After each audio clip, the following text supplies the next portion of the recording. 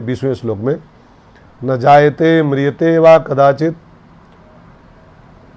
न जायते म्रियते वा कदाचित, नायं भूत्वा भविता वा न भूयः, अजो नित्यः शाश्वतो अयं पुराणो, न हन्यते हन्यमाने शरीरे। प्यारा श्लोक है, इसको ठीक समझो। आत्मा की बड़ी सुंदर व्याख्या है, क्यों नहीं मरता है। अयम न कदाचित जायते व न म्रियते, ये आत्मा न कभी जन्मता है और न मरता है। गीता के अनुसार जायते ही ध्रुव मृत्यु, जो जन्मता है वही मरता है। तो आत्मा क्यों नहीं मरता? क्योंकि आत्मा पैदा नहीं होता। शरीर पैदा होता है, ये मरता है। आत्मा न पैदा होता है न मरता है। तो अयम न कदाचित जायते व न म्रियते, ये आत्मा न कभी जन्मती है और न मरती है। वा न भूत्वा भूयः भविता न, तथा यह उत्पन्न होकर फिर होने वाला भी नहीं है। यह उत्पन्न होकर फिर होने वाला नहीं है।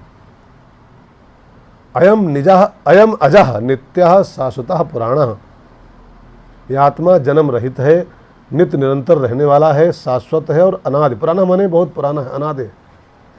शरीरे हन्यमाने न हन्यते, शरीर के मारे जाने पर भी ये नहीं मारा जाता है। मैंने अभी आपसे एक बात कही थी ना, शरीर के 6 लक्षण होते हैं।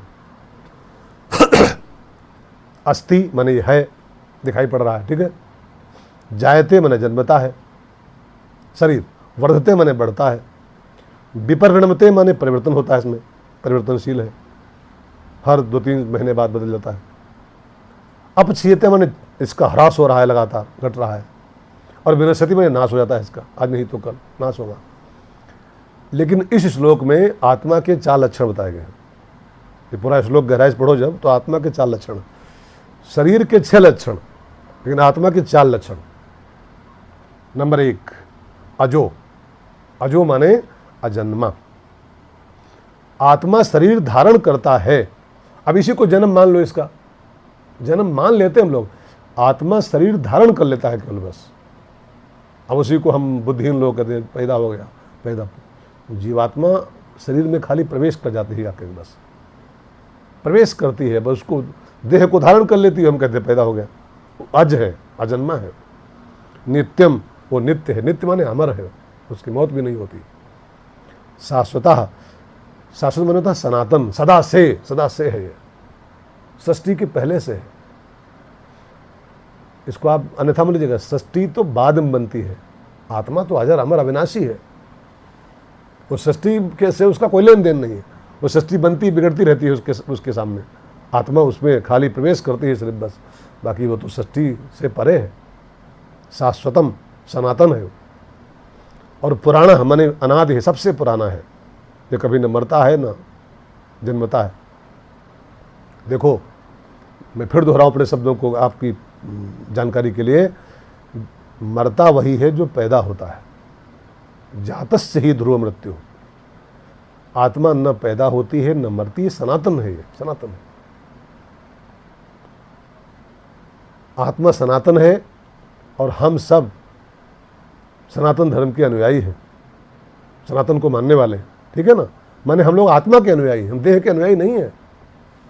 सनातन माने आत्मा, तो हम लोग सनातन धर्म को मानते हैं, मतलब आत्मा को मानते हैं, देह को नहीं मानते। इसलिए शरीर के मरने मारने का शोक नहीं करना चाहिए, बल्कि शास्त्रानुसार अपना कर्तव्य करना चाहिए। उत्पन्न होने वाली वस्तु स्वतः मिटती है, उसको मिटाना नहीं पड़ता है। और जो वस्तु उत्पन्न नहीं होती है वो कभी नहीं मिटती है। हमने आपने 84 लाख शरीर धारण किए हैं, उनमें से एक भी हमारे आपके साथ नहीं है, और हम जो कि त्यों हैं। 84 लाख आए और गए हमारे ही, लेकिन हम आप जो कि त्यों बने हुए हैं। ये जानने की विवेक शक्ति केवल मनुष्य शरीर में प्राप्त हुई है, भगवान की ओर से दी गई है। और इसका प्रयोग अगर नहीं करेगा कोई मनुष्य, ये जानने का पावर, विवेक कि हम अमर हैं, हम विनाशी नहीं हैं, हम शरीर नहीं है, ये बात कुत्ता घोड़ा नहीं जान सकता है। मनुष्य को ही ये पावर मिला है प्रभु की ओर से। और हमने अगर इस पावर का प्रयोग नहीं किया, ये जानने का प्रयास नहीं किया, तो इसका मतलब क्या हुआ कि हमने भगवान के दिए हुए विवेक का निरादर किया है। जैसा जीवन पशु जी रहे हैं कि खाए पिए मर रहे, वही हम भी वैसे मानते रहे, खाओ पियो मर जाओ, तो फिर पशु में और आप में अंतर क्या रहेगा? हमारे आप में अंतर क्या रहेगा?